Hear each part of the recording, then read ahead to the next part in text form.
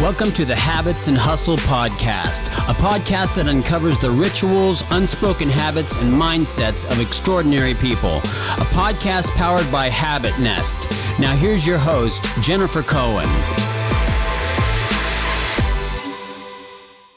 I wanted you to come on the podcast because your background was extremely interesting and unique, right? You came from SpaceX as a lead engineer, right? And you were at Hyperloop. Yep. And were you working right under Elon Musk too, right? So there were a few people in between us, but I was in a weekly meeting with Elon and definitely got to see the way his mind works, and generally I think develop an appreciation for tackling gigantic problems very quickly despite the impossibility. So you know what? I think it'd be interesting just on to do a whole other podcast on just that experience working with someone like him, right? Yeah. But I can only imagine the I guess to kind of get inside that guy's brain that close up in meetings. It must be quite interesting and fascinating on its own right? Yeah, it was. I consider myself one of the luckiest people, in my generation for having the opportunity to. I mean, it was my first job out of school. I was able to land that and spend 6 years there. And I don't think you could find a better incubator for learning how to think and how to tackle problems in a very principled way. You don't have to get caught up in all the complexity and bureaucracy that a lot of other organizations do. You can just kind of go right to the heart of the problem and just solve bite-sized chunks of it and get a really good team to do it with you, and you can do incredible stuff.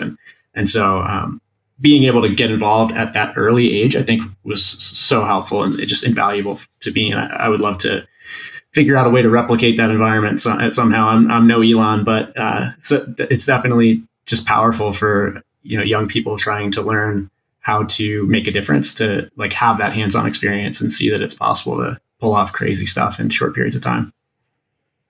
Well, what I think is it's so remarkable is that you come from your background is all very much engineering, and then you kind of pivoted into a very I think a kind of in a way like a very forward thinking wellness company with levels, and what you're doing there, and it was metabolic health. And how did you go from being an engineer with SpaceX and doing the Hyperloop stuff, and with that background, why did you even decide to even start Levels? And explain what metabolic health is and what that path was for you. Yeah. So I originally had no idea what metabolism was. I'm not a medical professional. I don't have really any history of working in the sciences of biology and physiology. But the path to discovering specifically the tremendous sort of consequences of poor metabolic health was through my own experience discovering that I had metabolic dysfunction by using this new technology called continuous glucose monitoring. So while I was at SpaceX, I led a team working on life support systems. So these were the systems that have since kept astronauts alive while they're on orbit. And so this is the breathing apparatus, the pressure controls that keep the atmosphere inside the spacecraft at a certain pressure and temperature and oxygen ratio and things like this. And so I had an opportunity to read some of the research that NASA is producing with people like Dom D'Agostino from the University of South Florida. And when you're thinking about keeping astronauts healthy long-term, imagine multiple years without access to doctors. Well, you can either have doctors as astronauts, or you can ensure that they are truly healthy. And so the way NASA is thinking about this is very holistic. It's not waiting for symptoms to arrive. They're thinking about tracking data, biomarkers specifically, and managing lifestyle choices, which are diet, exercise, sleep, and stress. And so seeing this research completely kind of changed my perspective, because I had always been just a workout fiend. I'm a CrossFit trainer, level 2. Right. If you're physically fit, if you can lift heavy weights and run fast, you're healthy. That was how I thought. And so I think a lot of people think that, right? I think perception is not always reality. And that's you're a perfect example of that. Or a lot of, me too, right? People think just because you look the part that means in the insides that you're on point, Right. you know? For many reasons, it's all kind of understandable because we don't have any closed loop feedback right now. I mean, traditionally, we've had no way of actually knowing what is happening under the hood. And so we go off of these aesthetic markers like the weight on the scale, how you look, musculature, and it's like, okay, those are the visual indicators of health, or at least that's what we use. And so that's how I always was. And I have a crazy sweet tooth. I mean, I just like, because I never had a weight issue, I would eat whatever I wanted. And so I kind of got to this point where, about 5 years into my time at SpaceX, I was physically and mentally burning out. My mood was really low. I was going through these crazy like roller coasters of fatigue and sort of just trying to, drink enough coffee to get me through the next meetings. And of course, it's a stressful environment, but I didn't really step back and think, okay, what is this telling me? The fact that I feel so bad, yet I have this perception that I am physically healthy. There's some problem here. Like, this is a juxtaposition that doesn't make sense. And so I started reading, okay, what does, given this NASA research that diet and overall wellness matter, what am I doing to understand whether I'm actually healthy? Because it frankly feels like I'm very unhealthy today. And so I started digging into the research and realized that basically the metabolic system, so the endocrine system, and I'll describe metabolism in just a second, it breaks down first. It is basically one of the leading indicators of eventual morbidity. So 5 out of the top 10 reasons that Americans die today and in most developing nations is due to a condition associated with metabolic dysfunction. And these are things like stroke, cardiovascular disease, Alzheimer's disease, cancer, all have metabolic underpinnings. And so realizing that, I decided, okay, I need to go and gather some quantitative data. Like, I need to have objective information that's telling me whether or not I'm making the right choices to set myself up for metabolic health. And so one of the first things I did was start measuring blood sugar. And you can like prick your finger with these over-the-counter devices. And so I was measuring blood sugar, couldn't make much of it. And then I read about these devices called continuous glucose monitors, which you wear and they continually monitor. And so I asked my doctor for one of these. He had no idea why I would need this. It's like he basically took my line of reasoning and said, look, you're physically fit. You're one of the fittest people that comes in here. So you don't need this. This is for sick people. Right. And so for diabetics typically, right? Like usually diabetics would be the people who would use those. That's what it was traditionally, right? It was developed for. And so eventually I did get one. And within about 2 weeks, I had enough information that told me that I was either pre-diabetic or borderline, depending on who you ask. And so this is with 8% body fat and basically eating home prepared meals, brown rice, sweet potatoes, basically vegetables, what I thought were low glycemic carbs and proteins.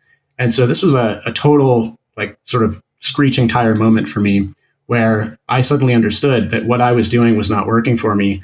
And I then used the CGM data to completely renovate my own lifestyle and take a more conscientious approach to sleep, stress management at work and out, diet and exercise, so that I could bring my blood sugar and my metabolic control, into order. And that experience, and then the understanding of just how massive the epidemic of metabolic dysfunction is what caused me to start Levels. And so to put a few points on that and just basically describe what metabolism is real quick. Basically, metabolism is the set of processes in our bodies that takes food and environment and turns it into energy. So every cell and every tissue in our bodies requires energy to function. And that's our brains, our muscles, everything. And so these processes, they're basically driven by hormones, and they take our food and they take the environment like sunlight and they transform it into energy. And so when those processes start to break down, we have severe consequences. And those are those leading causes of death I touched on. And they also extended to more quality of life. So weight gain, PCOS or infertility, sexual dysfunction, everything all the way down to mood disorders and cognitive decline. And so those are all a result of energy dysfunction. And so that's why this like metabolism concept is what we call it, the underpinning, the foundation of physical health and mental health. I want to touch on a lot of things that you talked about, but one thing that I wanted to start with was someone like yourself, because you're a great example, right? You looked physically, you were very physically fit. You were, like you said, a CrossFit level 2 trainer. You were doing all the things, you were eating right. before you went even ask for that, before you went to the doctor and asked for the glucose monitoring system, right? What were some of the symptoms? Because what you said to me and what I'm kind of, your lifestyle because of your work environment was so chaotic and so stressful. Like you would think that in itself would be like, okay, you know what? Obviously, you're breaking down your body because you're so stressed out. If you just eliminated that stress piece, because you are, let's say, you're not like the normal person working at an office from 9 to 5. You're working at SpaceX with Elon and all these other people doing these crazy, extremely high profile projects, right? Were there any symptoms beyond just feeling stressed and fatigued from your crazy schedule that made you want to take a deeper dive into your glucose levels? So, unfortunately, the answer to that is no. The primary issues were these nebulous things like fatigue and mood disorder. So just generally having low mood, not feeling happy or fulfilled, and kind of the things we all struggle with. And this is one of the complications with metabolism, is that it is a very... Couldn't it be your job? But I guess my point is, couldn't it just be that your job was just like crazy stressful and you just need to get a new job? You know what I mean? Exactly. Well, I think this is kind of the way most people go about it, is we feel our way through it. And so we feel emotional about it and we think, well, I'm stressed because of work and that's why I feel so bad day in and day out, and why I kind of I'm drinking so much coffee to try and keep my mood up because I just I'm not enjoying it. And that could totally be true. Of course, we can all have, there are qualitative things we can make choices about. But the numbers in terms of metabolic dysfunction are really telling. And so, when you're looking at society today, we have 88% of American adults who are metabolically unhealthy. 71% of adults and 30% of children are overweight or obese. 90 million people are pre-diabetic in the United States alone, and 90% of them don't know that they are pre-diabetic. So this dysfunction it's failing silently. And the reason that these numbers are so out of control is because there aren't typically overt symptoms, and they are a slow progression towards worse and worse outcomes. And that is the real problem. And this is what we need to eliminate, is that it's not the case that when you make poor lifestyle choices, you immediately feel an acute pang of pain or discomfort. Like there's no feedback loop. This stuff happens quietly behind the scenes. But when you have sort of the ability to bring real-time information to the front, you can start to see, oh, wow, that choice I'm making daily, like whether it's sleeping 5 hours instead of the full 8 hours, or skipping, let's say skipping that salad before my meal and going straight to the heavy carb-rich meal without any sort of balanced macronutrients. Like these small things, which I've kind of heard, I should eat better and exercise more, but that feels very abstract. Once you can see the effect of the good choice versus the bad choice with objective data, it all becomes very clear, and it stops being this like emotional experience and becomes an objective data-driven experience. Yeah, and what I find so fascinating is I heard you talk about this before.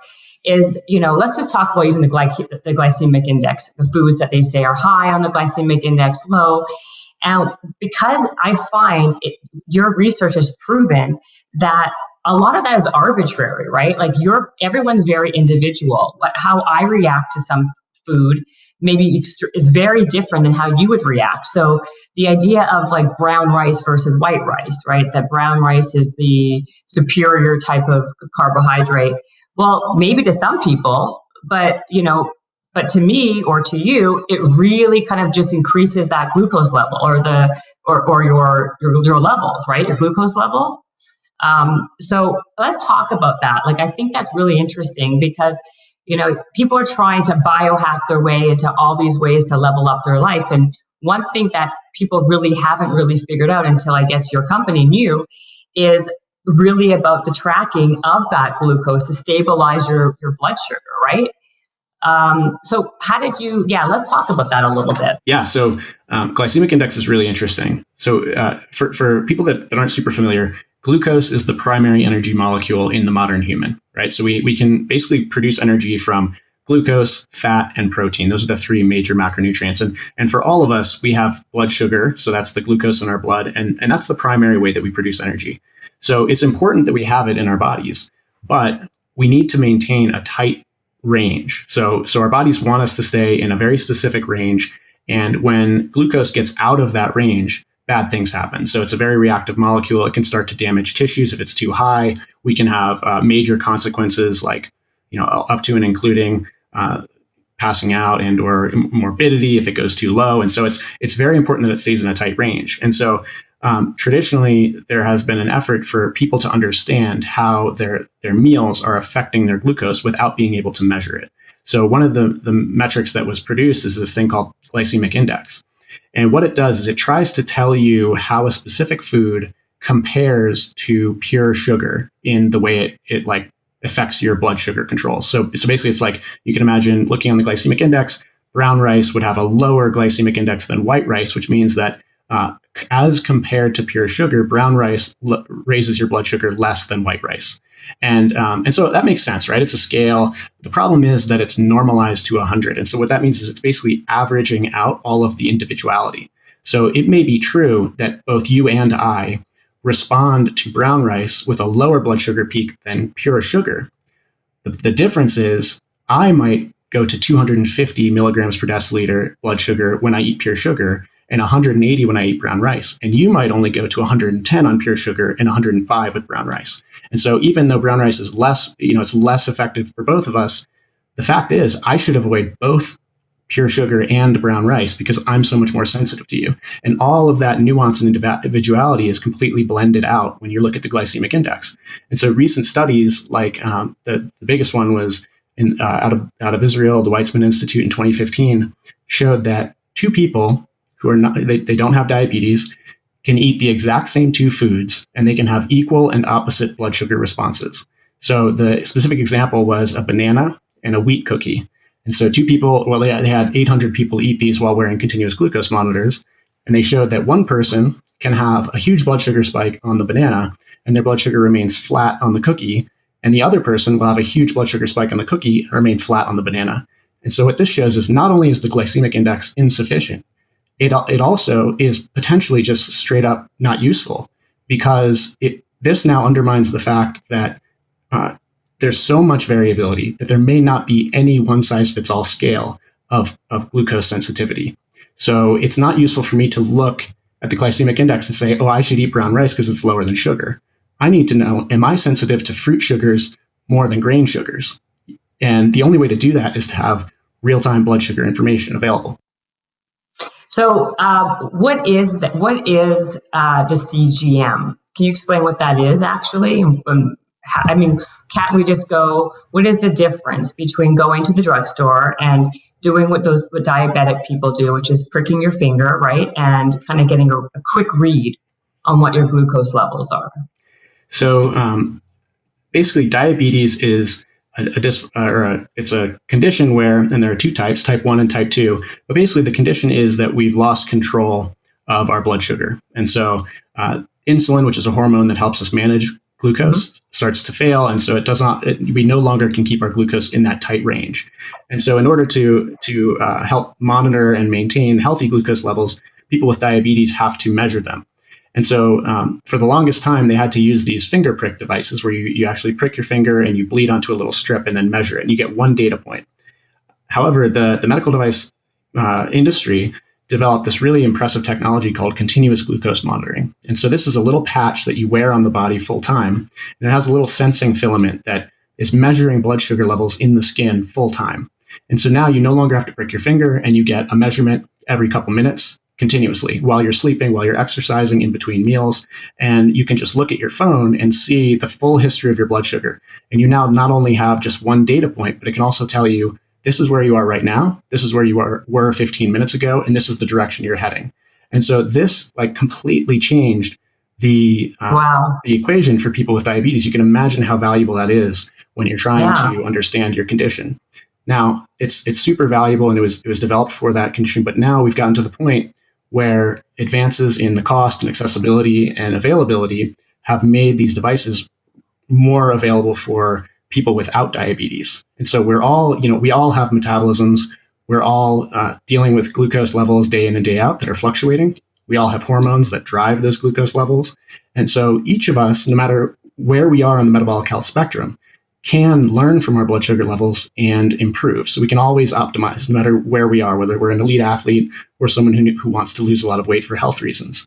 And so this device, this little patch with the corresponding software, is going to completely change the game in terms of understanding the reactions that we're experiencing to the actions we're taking every day. Well, because also there's a correlation between weight gain, right, and your glucose and insulin levels, right? So what is the impact? What is the impact? Why is it so? Like, explain a little bit about that. So we've historically thought about weight gain as calories in, calories out. And that's a very simplified way of understanding the way that our bodies produce energy. Like, we consume energy and then some of it turns into energy for our cells.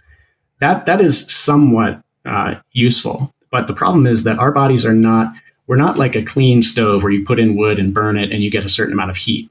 We're basically a chemistry set where we have a bunch of hormones that are being released.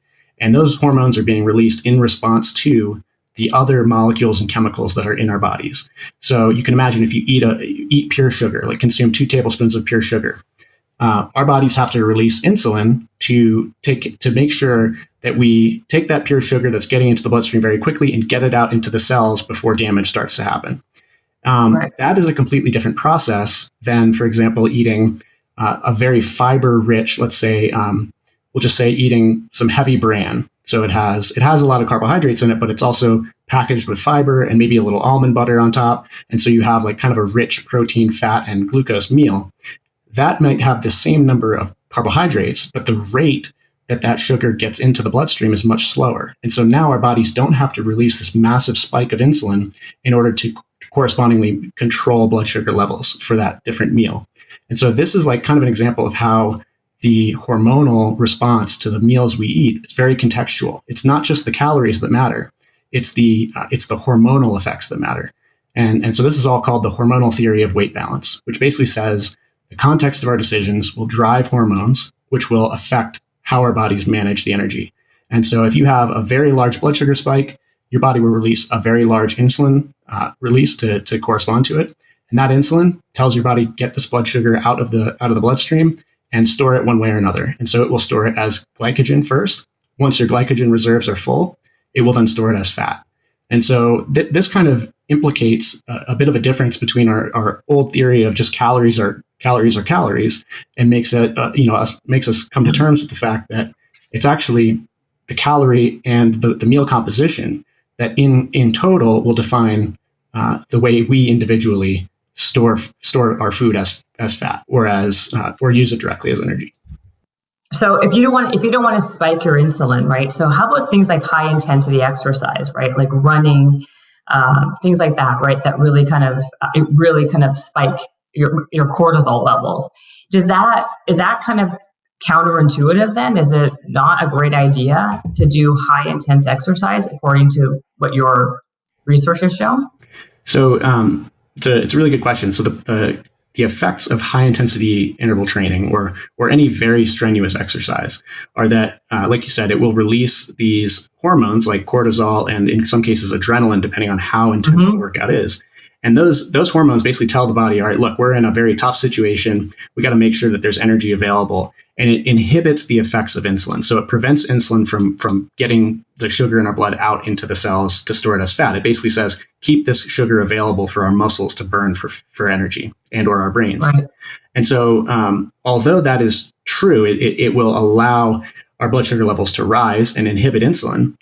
The effects are physiologically very different from the response to a very sugary meal. So let's say drinking a frappuccino that's loaded up with syrups and sugar, and sitting on the bus or in the car commuting, our blood sugar will spike. However, the effects of insulin are not inhibited, and so all of that is being stored directly as fat. Whereas when I'm doing an intense workout, I might have a blood sugar spike, but that spike is caused by my liver producing new glucose from the stores on my body, from my protein, fat, and glycogen, and releasing it from my muscles to power me through the workout. And the research that's been done on high intensity interval training has shown a very strong correlation between that intense exercise and actual insulin sensitivity, which means after the workouts, our bodies respond even more efficiently to the insulin levels in our bodies. So we need less insulin per unit of glucose to remove it from the bloodstream, if that makes sense. And so that is the direction we want to improve. We want to minimize insulin levels and improve the effect of insulin on our blood sugar management. And high intensity interval training, in fact, all exercise has been shown to directly improve that. So is there a particular exercise that you think is kind of a better exercise, or what are the best exercises to do to kind of manage the glucose insulin impact and levels to get the best results for weight gain, weight loss? Well, there's two types of training I think that are really valuable. I think basically all types of exercise are going to be beneficial to the individual trying to maintain blood sugar control and improve metabolic fitness. The two key ones are zone 2 training, which is it's basically training the threshold between fat oxidation and glucose oxidation. So when you're pushing very intensely, your body basically has to switch over to burning pure sugar. And this is called anaerobic exercise. When you're going sort of at a lower intensity, this is called aerobic exercise. And this is where your body's getting most of its energy from fat stores. And so when you train at the high end of your aerobic threshold, especially in a condition where you are fasting or eating a higher fat diet, your body will be basically training its ability to increase fat oxidation using the stores of fat on your body, as opposed to using, let's say, sugar gels or stored sugar or basically sugary drinks. And so this sort of zone 2 threshold training for long periods can really improve our metabolic flexibility, which is the ability of our bodies to switch between food energy and stored energy on the body. So that's one. I think training that zone 2 region, it'll improve mitochondrial efficiency, and it will improve our ability to use the body fat stores, which is exactly what we want to generate energy daily. The other one is high intensity interval training. So does that mean? I was going to say, well, okay. So would you say that brisk walking is more effective than running?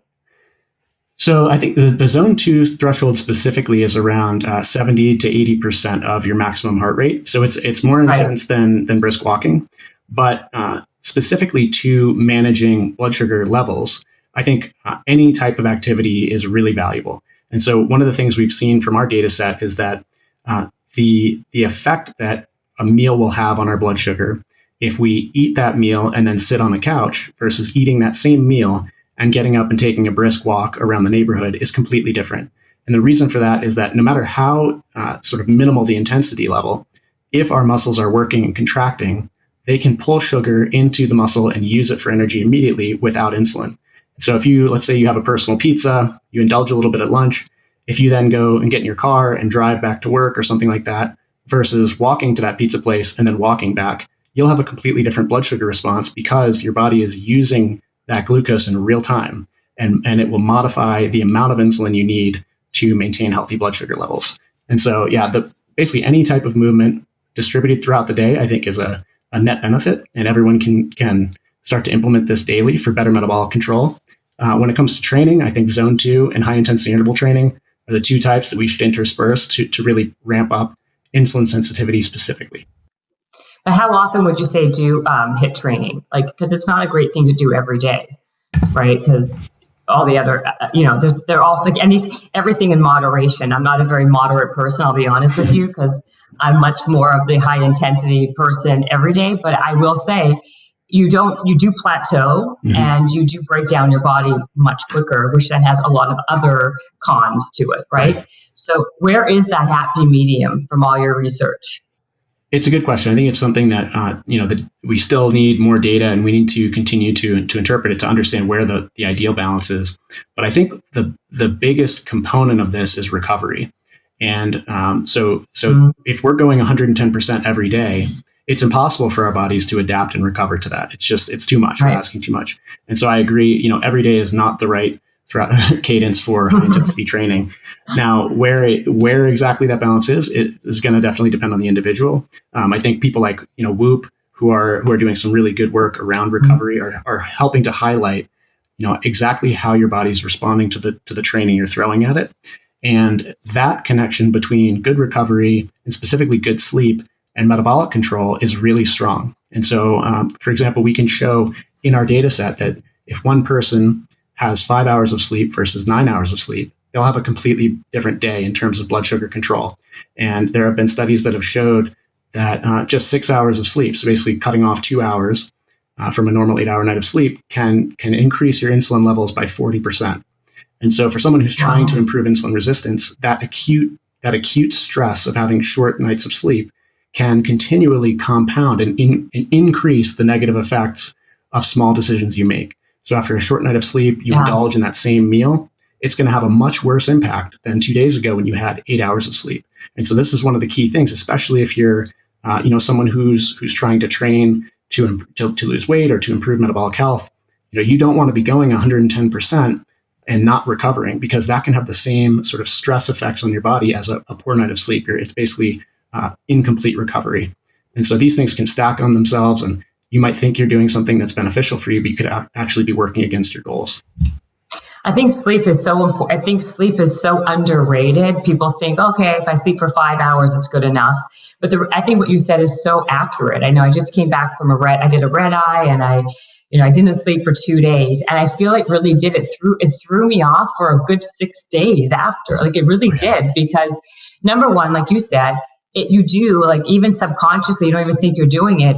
Your decision making is much more lax in terms of what you're eating. Right. Like you'll end up eating more carbs, more sugary foods, things that are bad for you unintentionally. That's just the first part. But then you're also saying what it does is it also how your body actually responds to those foods. Your insulin is much more peaked. Exactly. Beyond just the bad decision making. Yep. Actually, when you're actually eating the food, is actually your levels are completely out of whack. Yep, the hormonal response is different. So that it's really important to understand the context of our choices. And so there are basically 4 big levers. You have diet, exercise, sleep, and stress. And these are the choices we're making every single day. And it's really key. We're starting to learn that when you're compromised on one of those sort of vectors, so let's say sleep is compromised because maybe you had just had a baby and you're not getting good sleep, or maybe you switched jobs or something like that. All of these things now will cascade down. And so when you're compromised on one of those 4 levers, it's even more important to be mindful and make better choices on the other 3. So when sleep is compromised, diet, exercise, and stress, you should do what you can to improve mindfulness and get some movement in day after day and choose meals that are better for you. And it's so we're starting to see with better data in real time, we're starting to close these feedback loops and understand how much context matters. This is not something that you just do the same thing day in and day out and you're going to get the same results. And this is, I think, why for so many the traditional diet concepts have just failed, because for someone who is living a very stressful life or has much worse sleep habit or hygiene, perhaps they have sleep apnea or something like that, they might try the exact same lifestyle choices as someone else who lost 25 pounds effortlessly, and it doesn't work for them. Well, that's because they're in a more compromised situation. We're all individuals with different hormonal environments, and so there is no one size fits all. We all have to have contextual information to drive our choices. And it can feel overwhelming, but the beauty is technology is getting us there. So with your company Levels, is it a wearable technology then? Is that really what you're doing? You're doing the continuous glucose monitoring through a wearable device? So what we're doing is we're taking the continuous glucose monitors that were originally developed for diabetes management, and we're bringing them to the world of health and wellness, general informational health and wellness. And to do that, we're building the platform, basically the behavior change software on top of these devices. And so now using Levels, you log your diet, exercise, sleep, and stress, and we use machine learning to interpret the raw blood sugar levels that are coming into the system, and then tell you how to make better choices. So we just surface insights so that you can see that effect of short sleep, or you can see the effect of a walk, or you can see the effect of a good streak of exercise on your blood sugar control, and then you can connect that to quality of life. So I can then see over time, after making these little micro optimizations, I can see the receipts, is how I like to describe it, right, for those choices. And that might be better meal order, that might be more activity, it might be better sleep hygiene. But now I have the blood sugar data in real time to close that feedback loop for me, so I can actually see the benefit and not just try and feel emotionally through it. Can you see? You could track your exercise, right, and see if you're working out too intensely too often. You would see can you tell if you're spiking way too high to come back down at a I guess normal or healthy pace? So yeah, you can see some really interesting patterns with different types of exercise. So with those really intense workouts, versus the like zone 2 training I was describing. And so there's this threshold effect where for me personally, it's at about 85% of my maximum heart rate. So when I'm going more intense than 85% for at least 20 minutes, my blood sugar will skyrocket. And that's my body turning on cortisol, turning on adrenaline, and basically unleashing a lot of blood sugar for me to fuel that workout. Whereas when I'm below that threshold, let's say I do a 2-hour bike ride at only 65% of my heart rate, my blood sugar will just decrease slowly over time. I will use that glucose that's available in my body, both stored and currently in my bloodstream, and it will just decrease monotonically. And it's a completely different effect from that high intensity interval training. And so the valuable thing there is to understand, depending on the type of training I'm doing, I should fuel completely differently. And so a lot of people, they just approach, if I'm going to work out, I need to have a bagel and a banana before I go. And it doesn't matter whether it's jumping on the bike for 2 hours or going for an intense CrossFit workout. Well, when you see the data, you realize for that CrossFit workout, my body's producing all the energy I need from the stores available on my body, the body fat I'm carrying, the glycogen in my body. So my liver will produce that glucose. I don't need to eat anything before the gym. Whereas if I'm jumping on the bike, that slow decrease in blood sugar, I will eventually run out and basically outpace my liver's ability to produce it. And so if I want to avoid bonking, which is that infamous term of running into the wall and losing energy, I can time additional fuel perfectly because I can see it happening in real time, and I can get additional calories in if I need it before I hit the wall. So it's really valuable to see the delta between two different types of exercise. Is it complicated or is it pretty easy to use? I mean, it sounds like there's a lot of data, and even the way your vocabulary and talking and explaining things, like for the layman's person, it can seem a little bit complicated maybe to really grasp and understand. Is there a way to kind of dumb it down for people who are not normally used to who would ever use this? Absolutely. Kind of thing? So levels is, the entire goal is to develop sustainable behavior change. And so right now, although the concepts sound complex, the entire levels thesis is around developing simple scores that show you the effects of choices you're making, both whether positive or negative. And we combine all of this under the hood research and data science and concepts into simple scores. So for example, you eat a meal and you take a walk, and then you eat that same meal the next day and you don't take a walk.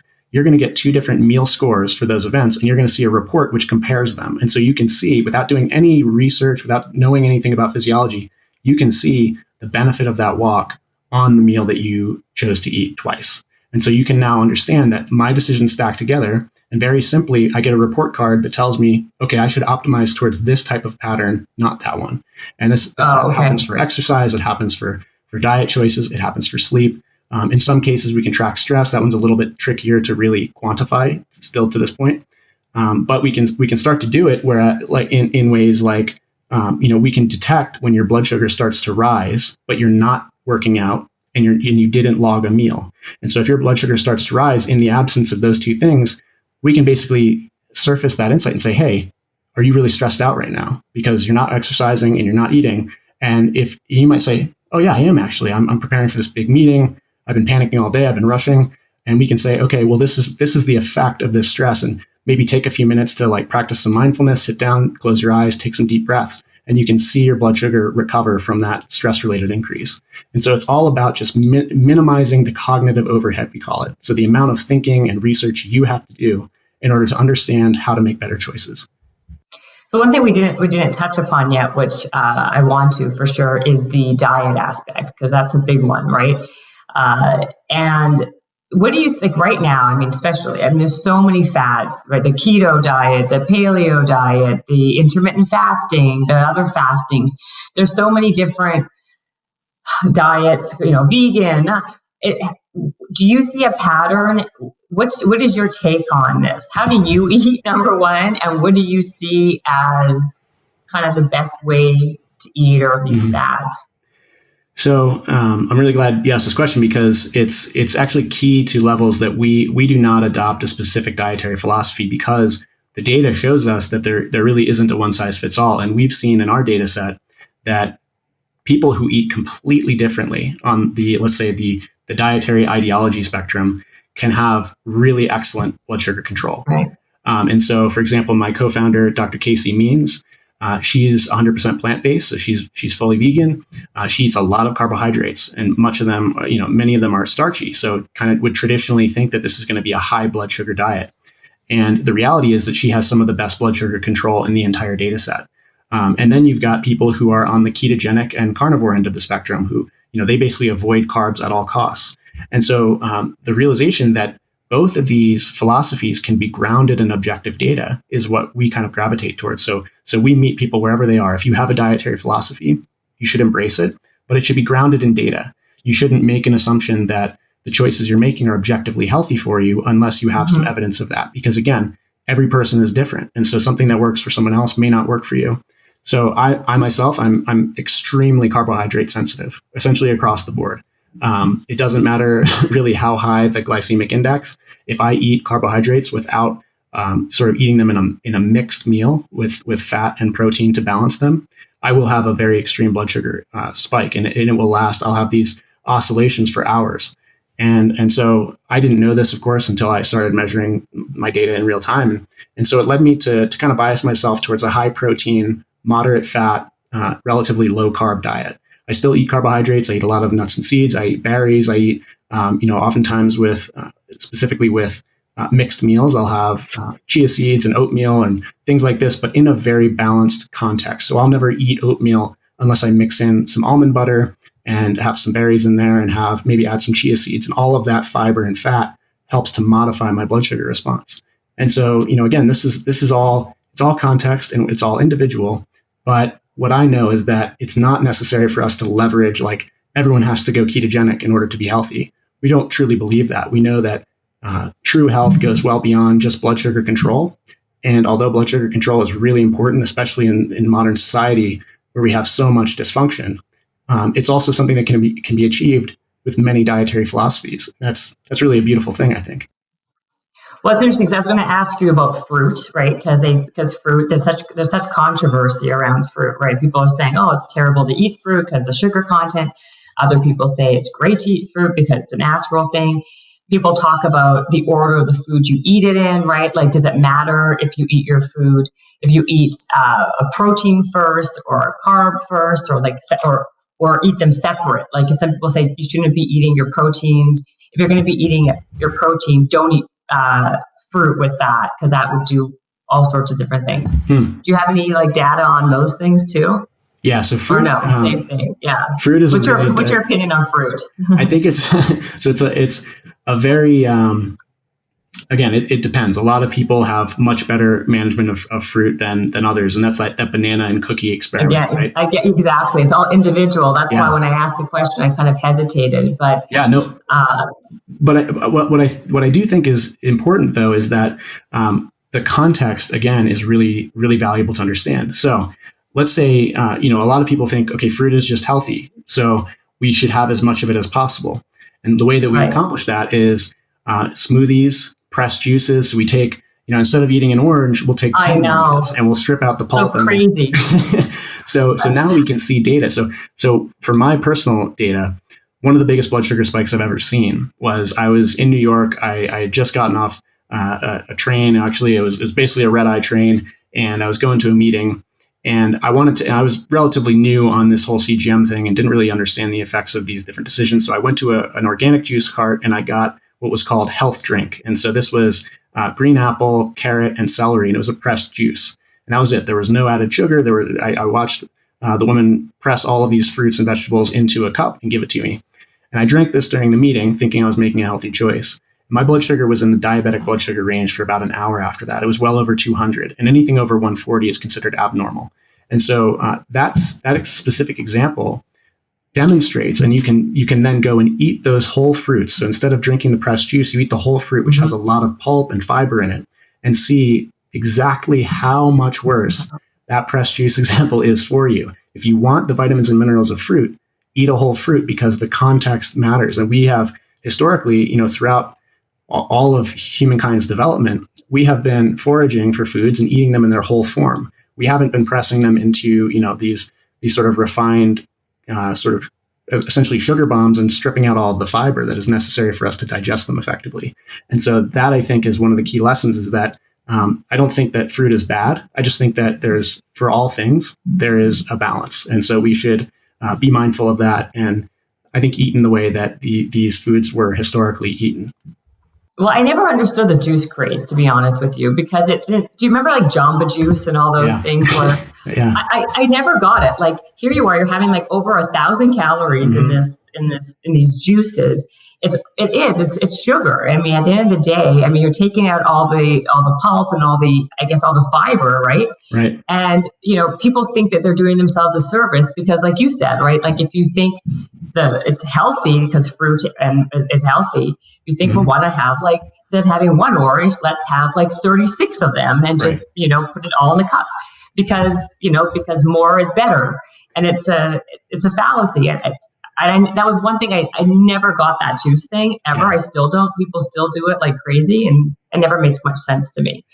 I agree. I think, we kind of see that though across all different dietary philosophies, which is that, if some is good, more must be better. And we see this, I think, with the ketogenic craze, which is that, we kind of have learned that fat is probably not as unhealthy as we thought back in the 80s and 90s.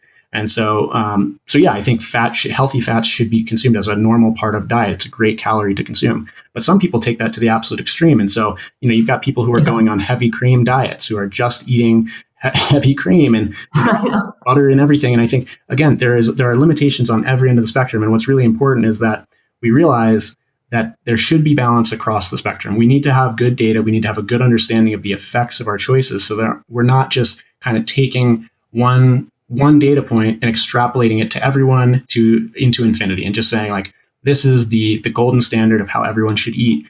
And so, I think the pressed juice is one example, but it's not to say that fruit is bad for you. I just think that the way we eat it, or at least the portion sizing of that pressed juice, is really also important. So if you want to have the pressed juice for a quick, maybe have a quick shot or a small one rather than having like a 16-ounce drink like I did, which can cause the same blood sugar effects as having a milkshake or drinking a soda for some people. So when you say blood sugar, so when your blood sugar spikes like that and your insulin spikes, does that automatically mean that it's like you're going to store it as fat or you're going to store it as sugar and you will gain weight? So isn't that basically what it is? And that's why what I was taught many years ago, right, in my space about having to stabilize your blood sugar. It's all about stabilizing your blood sugar. So I feel like what you've done is kind of like create a system where you basically you figure out how to stabilize your blood sugar for optimum, not just for health, for weight, for how about for mood and for brain alertness and cognitive.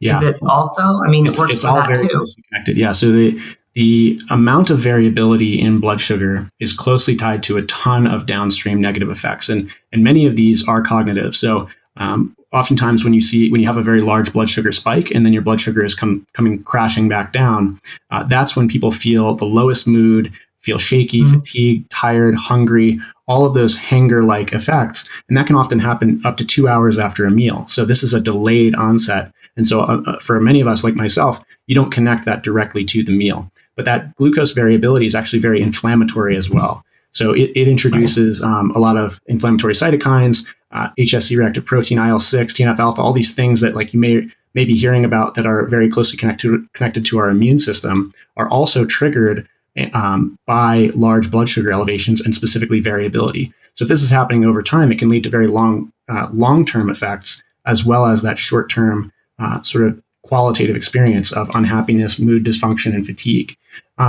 What we're really trying to control when we're saying blood sugar stability is not just that quality of life sort of in the moment of managing blood sugar levels so that you don't have those ups and downs and feel the effects of them, but also insulin and insulin resistance. So if you're constantly spiking your blood sugar, you're actually also constantly spiking your insulin.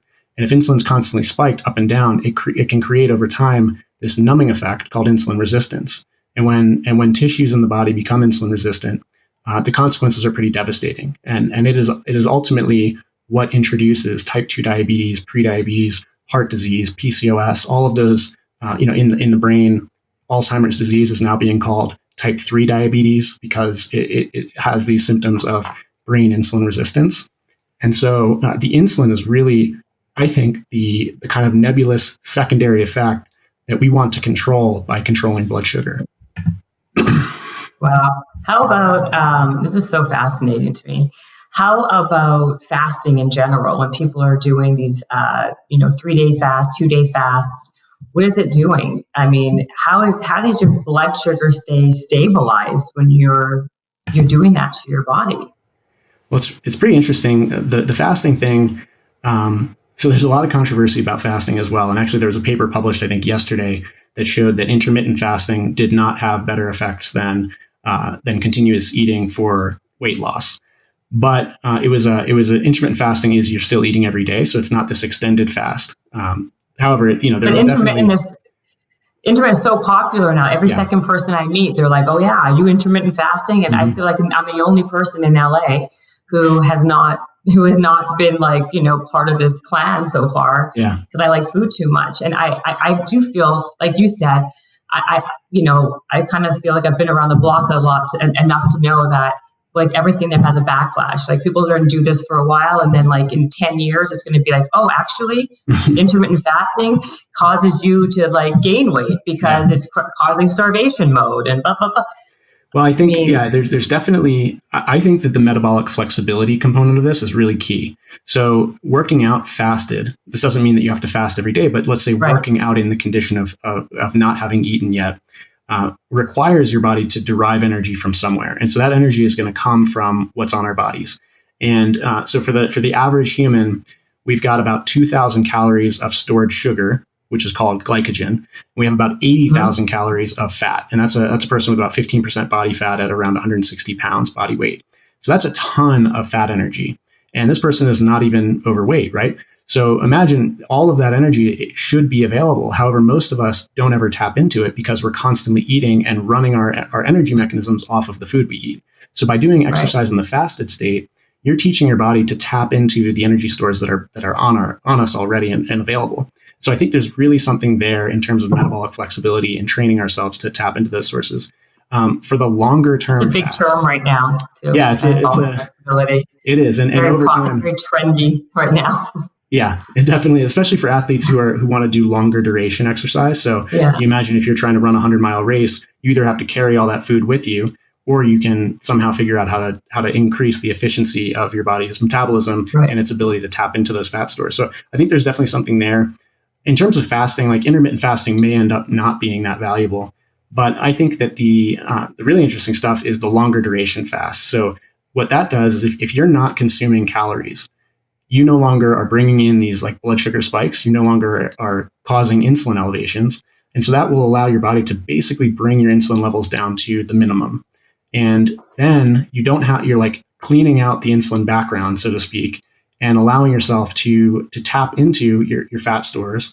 And I think there's also these cellular mechanisms, which it's really hard to measure right now. But there's one called autophagy. You might have heard that one getting kicked around a lot. But basically, it's your body recycling cells that are not operating at their peak efficiency. So it basically triggers this mechanism that says, all right, this cell's not working very well. We've got to be very efficient right now. We're going to recycle that cell and use it for energy for the other cells. And this doesn't happen for an intermittent fast.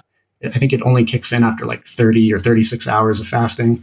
Again, there's not a ton of objective data on this yet. It's kind of conceptual, but it wouldn't surprise me if there is something like that where when food is not readily available, humans historically would have to become more efficient, and it could really bring some benefit. So I'm still optimistic that fasting could have some place in general health, but I don't want to say that everyone should do it every day.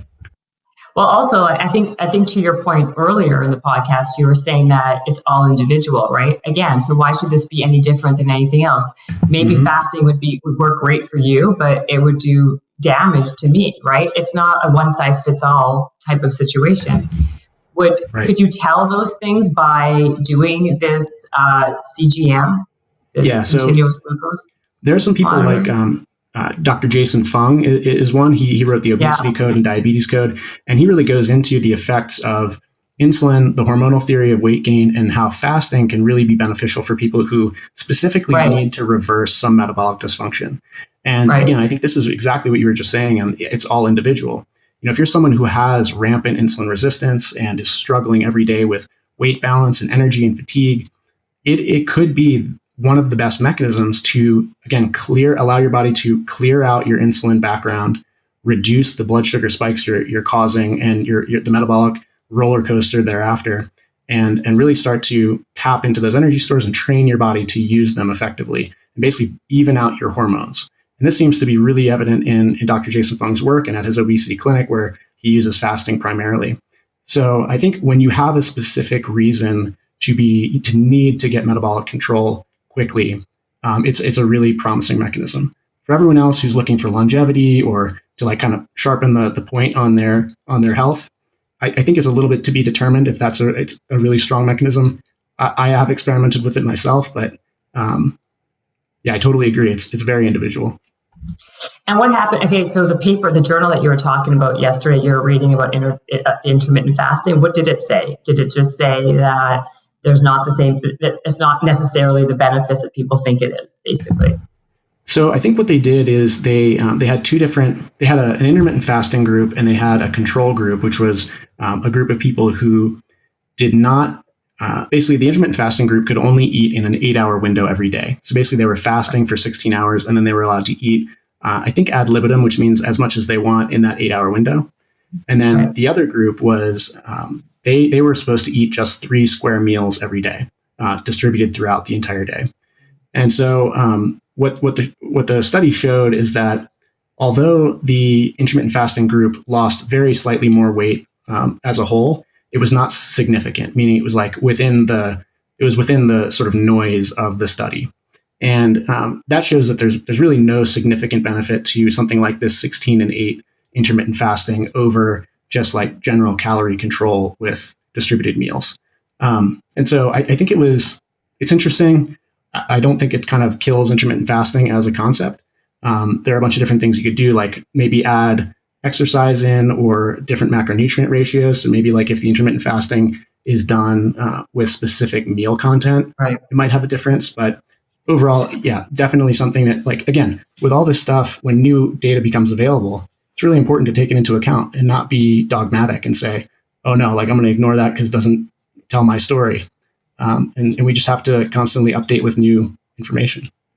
Right. Are there any ways that you found that are ways to, like, hacks to kind of level out your glucose? Like, I've heard cinnamon's really good for this. Apple cider vinegar I heard was very good to stabilize your blood sugar. What do you think of those? And do you have any other ones? Well, to me, the biggest hack is more exercise. So, and it doesn't have to be intense. It's more movement, allowing your body to use your muscles to maintain blood sugar control instead of just hormones like insulin. And so it's really amazing to see how beneficial a simple walk is. It's not something that just clears your mind. It also clears out your blood sugar levels in real time. So that's the biggest one. Anytime you have an opportunity, take a 5-minute, 10-minute walk, even if you're pacing around in your living room, that's a huge benefit for metabolic control.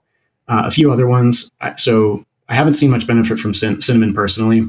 There is some research that says that it is valuable to help maintain glucose, but this might be another individualization effect. Vinegar does have a lot of benefit I've seen. So I like to put vinaigrettes on everything. I actually have like kind of a strange personal love of vinegar. I just really love it. And so it's interesting to see that it also seems to have a positive effect on like my post-meal blood sugar levels. So I tend to put it on a lot of things, and I have like that is also one that's been studied quite a bit, and also shows a significant benefit in these research trials. Beyond that, I think sleep is really powerful, and then because of that, alcohol control. So even if you don't drink every day, it only takes one day of having alcohol late at night to completely obliterate your sleep and essentially introduce that vicious cycle that we talked about earlier, where that poor sleep introduces acute insulin resistance, and every decision you make, every meal you eat for the next day, 2 days, sometimes even up to a couple of days until you've restored that sleep debt, can be much worse for you. And so, especially for people that need to like improve metabolic dysfunction or want to lose weight, alcohol, especially in the evening, is really damaging to sleep, and that has all these downstream effects on blood sugar control and weight management. So those are the 3 big ones for me. So no two, you didn't hear anything. So wait, for vinegar, does it matter what kind of vinegar? Is it apple cider vinegar? I mean, it doesn't matter. It can just all sound like vinegar, white vinegar. So it's a good question. I don't have a ton of data on like specific different vinegars. I'll put a vinaigrette on basically every salad I eat, and oftentimes just like in other meals. And I do know that apple cider vinegar specifically is the one I've tried this with. But having like a shot of vinegar before you eat like kind of an indulgent meal seems to have like a completely different blood sugar effect. So I don't do this very often, but I have tried it once or twice where like if I know that I'm going to eat something like pizza or pasta, like I'll experiment by having a shot of apple cider vinegar beforehand and comparing it to times in the past when I haven't. And so again, I don't have like enough data to say that this is a really powerful effect, but I've only done that with apple cider vinegar because it's one of the most sort of like palatable. If you're taking a straight shot of white vinegar might be too much for most people. So, oh, I think apple cider vinegar is gross too, but that's besides the point. And it's did you see delicious. It's not delicious. Let's put it that way. Did you see a huge difference in your glucose then, in your levels when you did it? I saw a significant difference, meaning it was like I wouldn't say that I had no blood sugar response. It was just that it was more stable, so slower. And the peak of the blood sugar spike was much lower, and it's a similar effect to the what we see when you have a mixed meal instead of having a carbohydrate by itself. So, for example, like that oatmeal example, where a lot of people will eat it on its own, and you don't even add brown sugar, and your blood sugar will go like something like 70% of people in the Levels data set, their blood sugar goes into the pre-diabetic, oftentimes diabetic blood sugar zone after plain oatmeal. Many people have then modified that by adding almond butter and some chia seeds and that fat and fiber. It takes that sharp spike and turns it into a slow, steady increase in recovery. And that again is introducing a different hormonal response. So even though the amount of carbohydrates may be very close to the same, because the rate of increase in your blood is much lower, you don't have to produce as much insulin as quickly. And that will sort of prevent that hormonal like spike and crash effect where you're just feeling, as your blood sugar is crashing, you're feeling very uncomfortable and oftentimes hungry again. And so hungry really quickly. Yeah, so that mixed meal effect is very similar to the vinegar effect, where it just changes the shape of the blood sugar response and the time. So does it matter? Okay, and I'm sorry, Mike. I'll wrap it up in like 2 minutes. I just want a couple other questions about the oatmeal thing. Like you're saying, when you add the fat and when you add the other like the fruit, the fat, everything else, people's first thing is, oh my God, that's going to be so calorie dense, right? Mm-hmm. But if it does stabilize your blood sugar, does it impact your weight gain or weight loss? Or is it actually, will you lose weight because it is that stabilization factor, even if you're having more calories?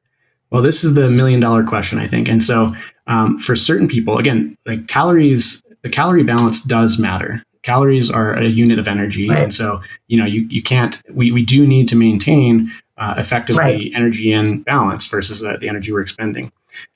The problem is, again, that the hormonal environment really will affect how our bodies distribute that energy. So if I'm causing a blood sugar spike, my body has to produce that insulin spike to keep my blood sugar in a comfortable zone. And so that insulin spike will just punt that glucose into my fat stores. And that is the situation for people who want to maintain weight loss. That's the situation where a more balanced meal will help control that insulin response. Now, to your point about adding additional macronutrients, that is more calories and those have to go somewhere, right?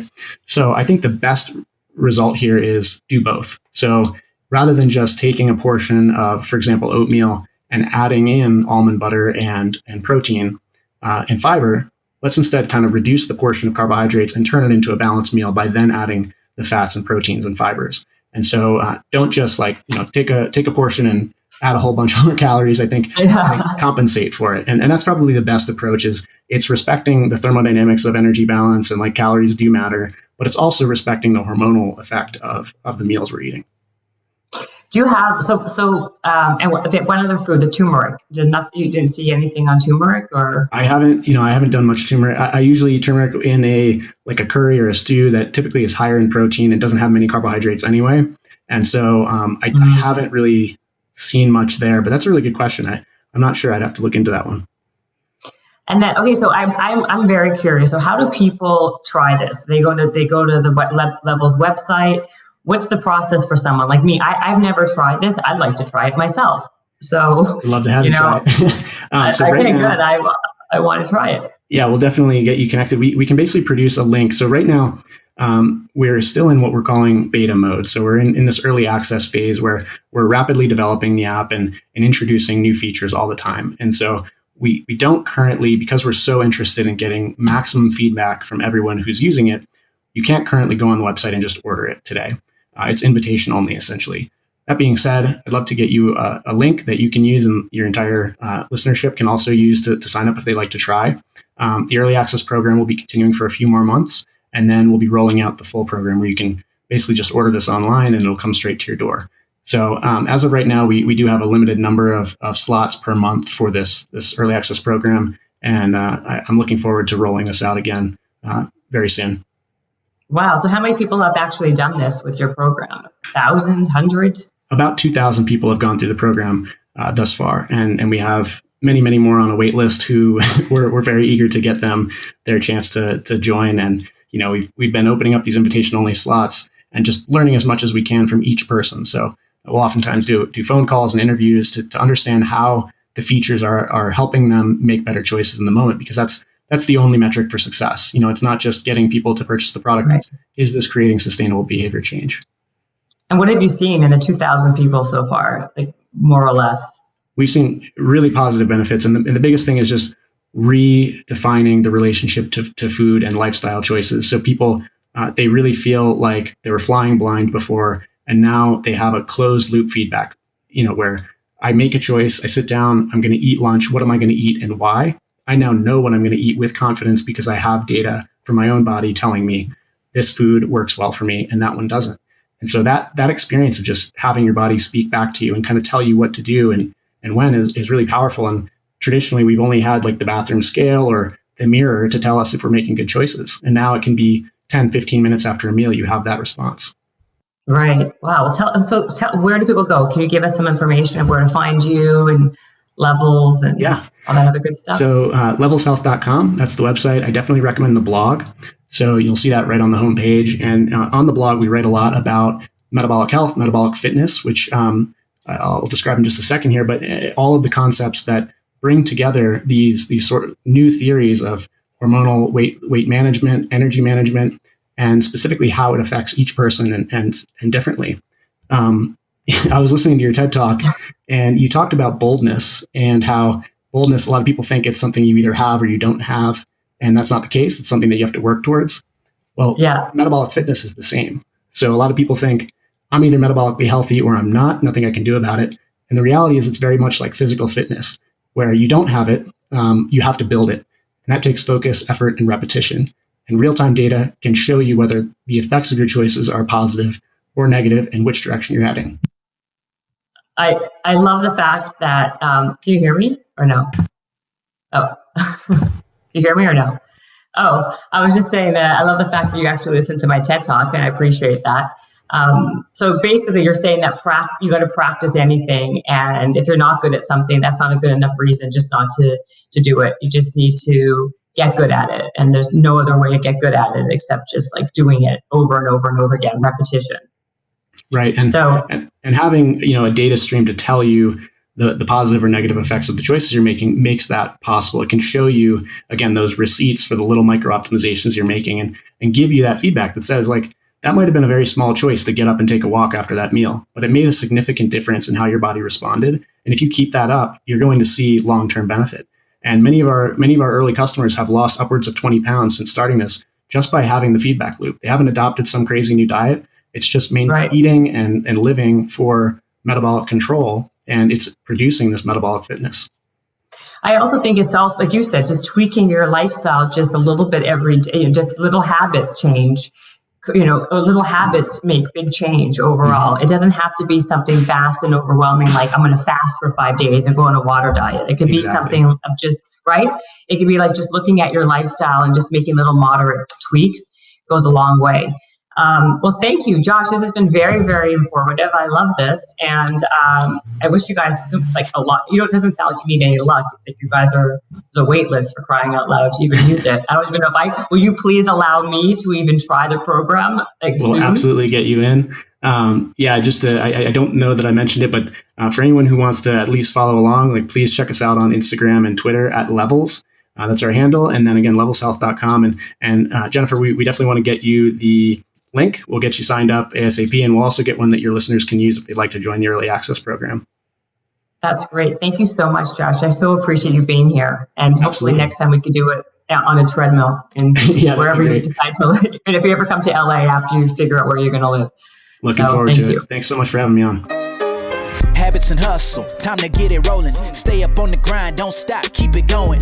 Habits and hustle, from nothing into something. All out, hosted by Jennifer Cohen. Visionaries, tune in, you can get to know them. Be inspired, this is your moment. Excuses, we ain't having that. The Habits and Hustle podcast, powered by Habit Nest.